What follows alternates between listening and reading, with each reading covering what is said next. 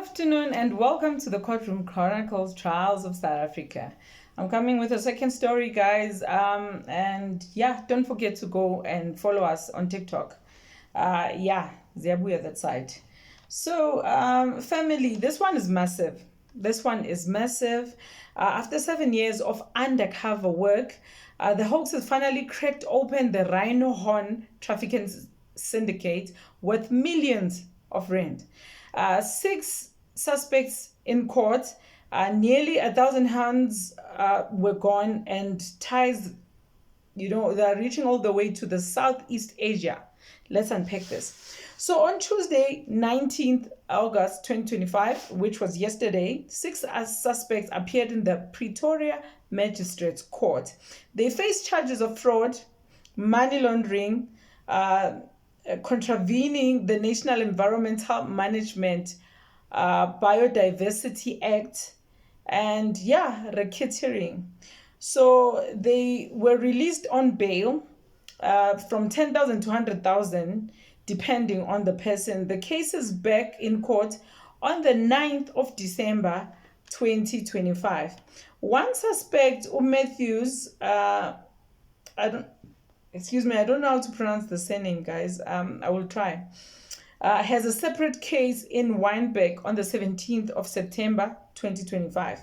So who are these people that we are talking about? So John Hume, which is 83 years old, a former rhino breeder, once ran platinum rhino conservation. Yes. So Matthews is facing additional charges in the Free State. 4 more are linked to permits, transport, and trade. Altogether, it's 5 men and 1 woman.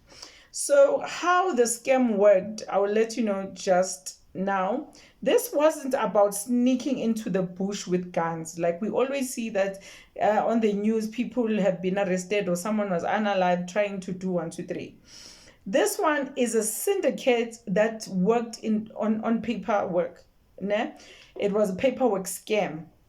And they used fake permits to make it look like the rhino horn business here, the trading, was legal here in South Africa. But behind the scenes, those horns were shipped into a country and landed in illegal markets, which are in the Southeast Asia.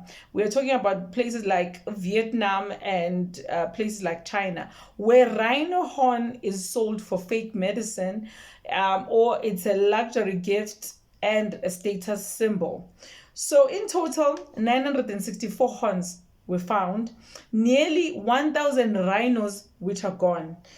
This wasn't just about poaching, guys. It was a syndicate, an organized crime. Millions of rands were moved into fake deals and then they were laundered to hide the tracks.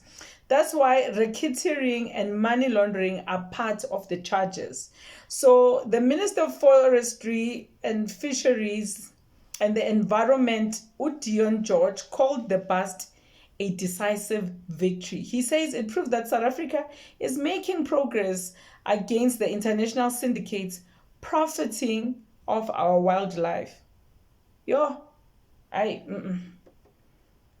Things are happening. Just because you're inside the house, you think things are not happening out there. So why does this matter? Why am I talking about this? Is that rhino horn crime isn't just about an SA issue. It's not a South African issue. It is global. Every horn sold fuels international mafias, corruption, and violent crime. So, and remember that every horn equals a rhino that loses their life. So if they found 964 horns, you can imagine that there are more maybe rhinos that lost their lives, and we don't know about that. So what is next? We must keep our eyes close to our screens. On the 9th of December 2025, all the 6 suspects that were given bail will appear in court. The date is 9th December 2025. And on the 17th of September 2025, Matthews will appear on a separate matter in Wynberg. So this case is proof that organized crime runs for years. And just imagine, people were undercover for 7 years in order to bust these people. So, but the law does catch up. It does catch up. And the question now is, will justice win or will money talk? Because we know in these cases, not only this one, a lot of cases, money talks and people get away with crime. So drop your comments in the comment section, because December is going to be a big one. Yeah, we don't know. So with that being said, see you in the next one, and God bless you. Ciao.